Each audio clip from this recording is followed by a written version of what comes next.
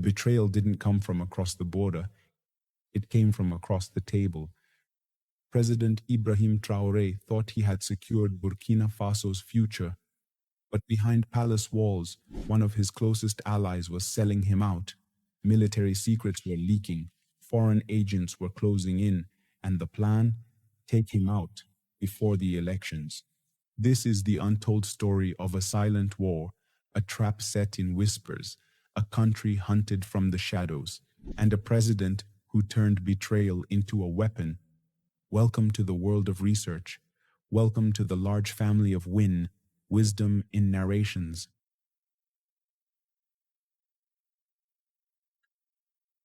The night was quiet in Ouaga, too quiet. President Ibrahim Traoré stood by the palace window. The city slept, but in the stillness, he felt it. Something was off, a tension in the air, like a storm waiting to break. Something was wrong. For weeks, pieces had started to fall apart in strange ways. Military operations were being exposed, hidden meetings were compromised, enemies were showing up in places they shouldn't be. They were moving with too much precision, as if they had a map, his map. This wasn't bad luck. This was betrayal. And Ibrahim felt it deep in his chest, in the space where loyalty used to live. Someone close to him, very close, was a traitor. Burkina Faso had finally started to break free. Ibrahim had made enemies doing what his people had long hoped for. He had expelled the foreign troops. He reclaimed the nation's gold. He gave the people back their land, their voice, their pride. But the old powers were furious. They were used to holding the strings. Now that he had cut them, they were trying to tie new ones, in silence, in darkness, through spies hiding behind suits and fake smiles. Then one night, everything shifted. A young officer, Captain Nabazongo, sent an urgent message to the palace. He'd been assigned to monitor radio frequencies in the north, routine until he intercepted a strange signal. It was hidden inside what looked like a farming report. Boring stuff. But it wasn't about crops. It was about war, maps, coordinates, names, military secrets, information only the president's most trusted team should have known. That night, under complete lockdown, Ibrahim called a secret meeting. Midnight. No phones, no outsiders. Only the few he trusted to breathe in that room. The tension could be sliced with a whisper. "Zongo," he said quietly, "put the papers on the table." They all leaned in. The room went still. The name at the top of the intelligence leak, Colonel Ouattara, an old friend, a man who once took a bullet beside Ibrahim, a man who now sat beside him in briefings, a man who laughed with him at their children's birthdays. Trusted with everything, including the country's most sensitive defenses. The air turned cold. Dongo, one of Ibrahim's most loyal officers, said it first. He's been feeding them for months. Ibrahim didn't flinch. His heart felt like it had been ripped from his chest, but his face stayed calm. "No one moves," he said. "No one arrests him." The room looked confused. "We wait. We watch." He took a breath, slow and steady. "If there's a snake in this house, we don't kill it yet." He looked every man in the eye. "First, we follow it to the nest." The next few days felt like walking through fire. Ibrahim went about his duties like nothing had changed. He gave speeches, shook hands, smiled for cameras. But inside, he was watching. Every gesture, every pause, every glance from Colonel Ouattara. And Ouattara smiled too, like a man with no weight. Too calm, too clean. Behind the scenes, the real war had begun. Captain Zongo and a hand-picked team tracked Colonel Ouattara's every move. They tapped his calls, followed his car, marked every meeting, every handshake. Then came the break. Ouattara left the palace after midnight. No guards, no driver, just a black car into the dark. Every time, same route. Every time, same house. Near the French embassy, it looked empty, but Ibrahim had seen enough to know what a safe house looked like. They planted a camera, a hidden one, across the street. And then, truth. On one cold night, the camera caught everything. Ouattara entering the house. Inside, two foreign men in suits, one American, one European. They handed him a black suitcase. He gave them a folder. Inside that folder, the president's private travel plans for the next month. It was the proof Ibrahim needed. He watched the footage in the dark, jaw tight, fists clenched. The man who once stood beside him in war was selling him like cattle.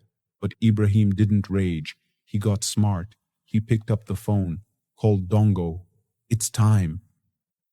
The next morning, Colonel Ouattara was invited to a meeting, top floor of the defense building. He walked in like always, calm, confident, smiling. But this time, there were no warm greetings, no handshakes, just 10 soldiers in full gear.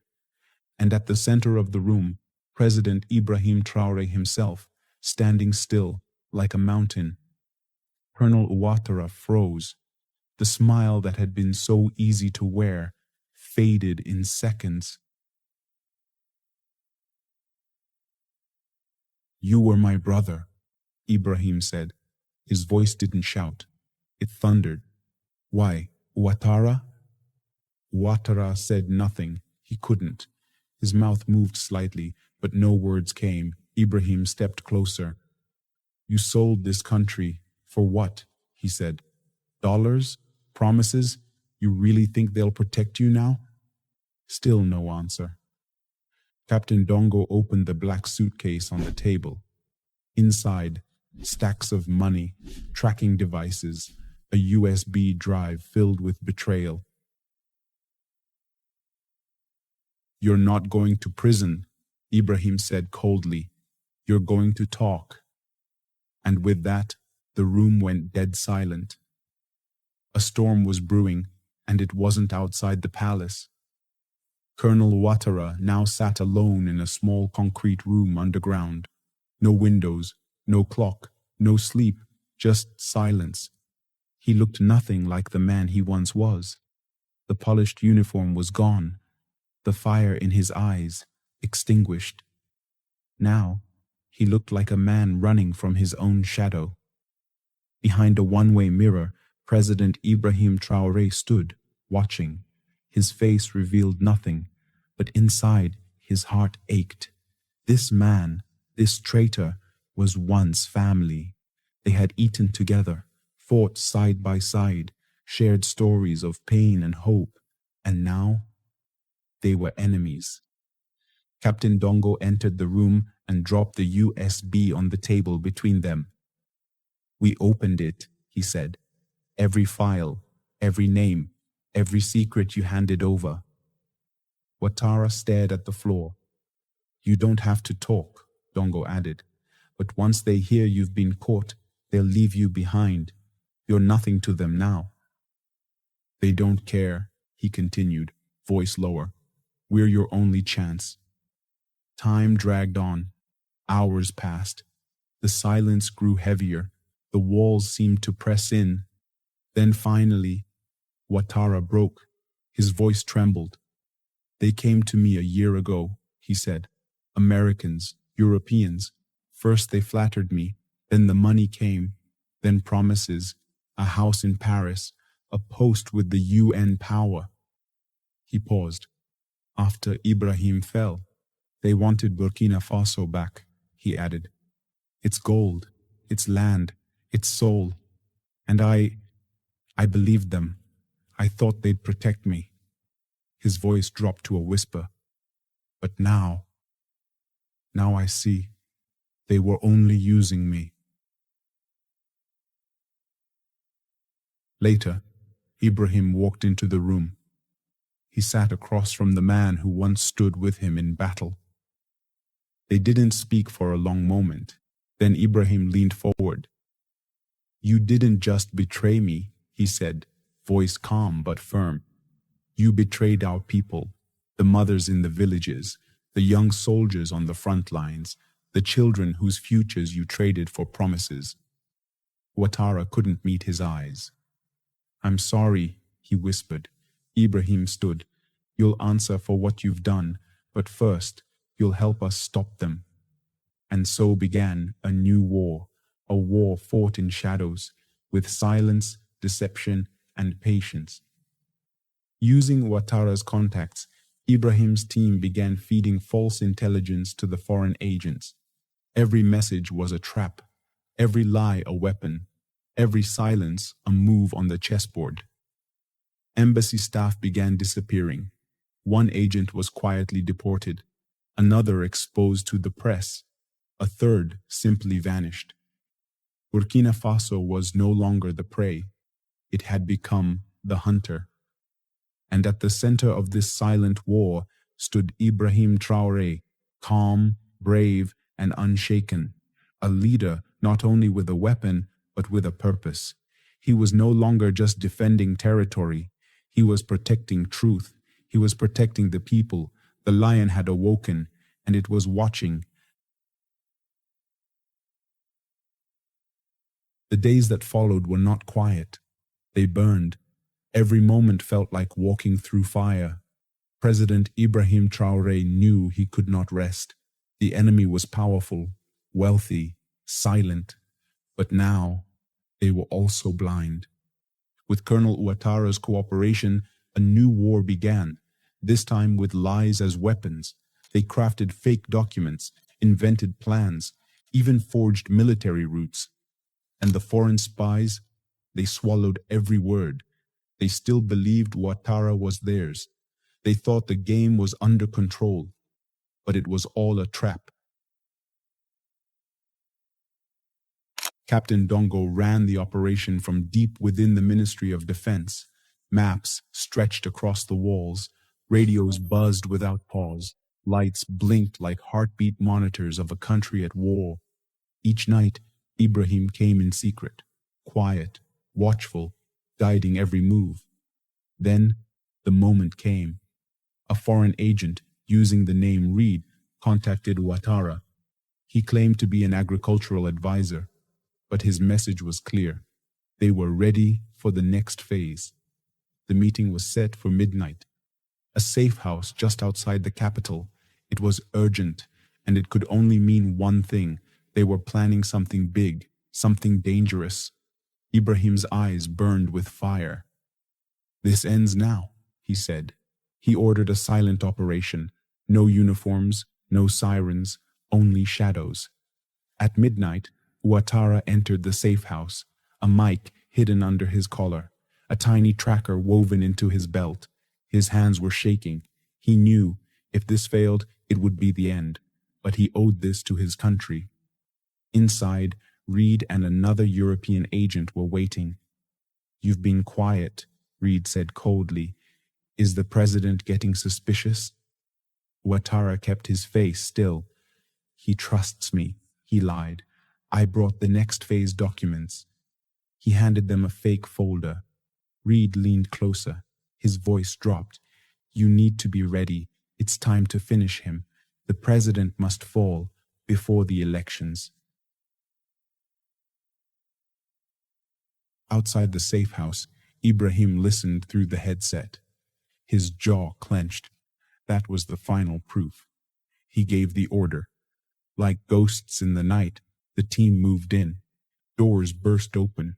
Guns were drawn. Reed and his partner froze. It was over in seconds. "You're under arrest," Captain Zongo said. Reed snapped back. "You have no right. We're diplomats." "Not tonight," Zongo replied. "Tonight, you're caught." As the agents were dragged out, Ibrahim stepped into the room. No guards, no weapons, just him. Reed looked at him with rage. "You think you've won?" Ibrahim's voice was calm, unshaken. "I didn't win. Burkina Faso did." The world woke up to headlines that shook continents. Foreign spies caught in Burkina Faso espionage plot. Traoré exposes secret plan to destabilize government embassies went silent. Governments scrambled to cover the truth, but it was too late. The man who led the sting wasn't just a president. He was a soldier, a patriot, a lion who would not kneel. That morning, as the sun rose over Ouagadougou, it seemed brighter, warmer, like the land itself was breathing easier. Crowds gathered outside government buildings, radios buzzed in market stalls, people whispered in alleyways and shouted in the streets. He caught them. He stopped them. He saved us. Ibrahim Traoré had done what few believed possible. He didn't just expose traitors and spies. He defended the soul of a nation, Burkina Faso, free, awake, and no longer afraid. Inside the Kosiam Palace, President Ibrahim Traoré stood alone on the rooftop. The city of Ouagadougou stretched beneath him, still awake, still alert. He didn't smile. His face remained calm. But inside, there was fire. Not the fire of revenge, not even anger. This was duty. He had walked through shadows, exposed betrayal, fought off powerful forces without a single shot fired in public. But he knew it wasn't over. The war for Burkina Faso's soul was still ahead. That evening, he called for a national address. No speechwriters, no polished stage, just him.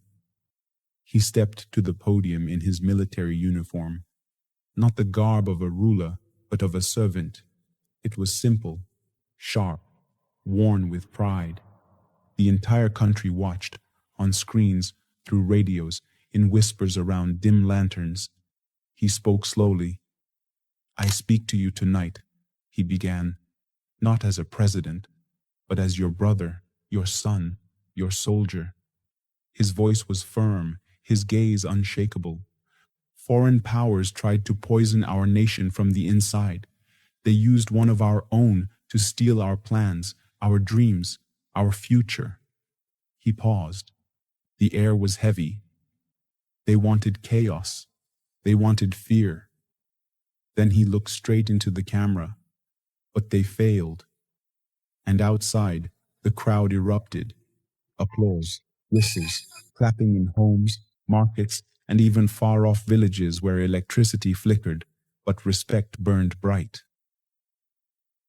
"I will never sell this country," Ibrahim said, "not for gold, not for deals, not for power.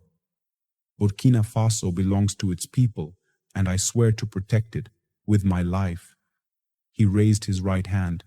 "This is my oath," he said. "I will never kneel to foreign masters, never again."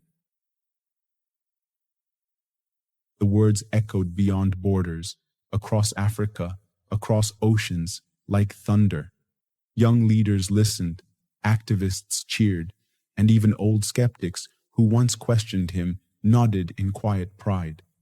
That night, Ibrahim Traoré became more than a head of state. He became a symbol, a shield, a lion.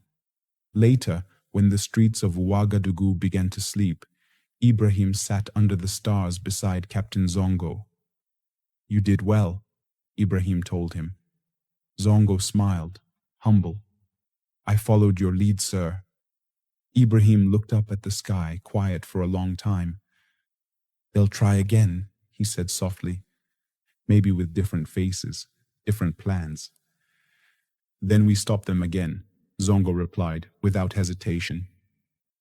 Ibrahim nodded.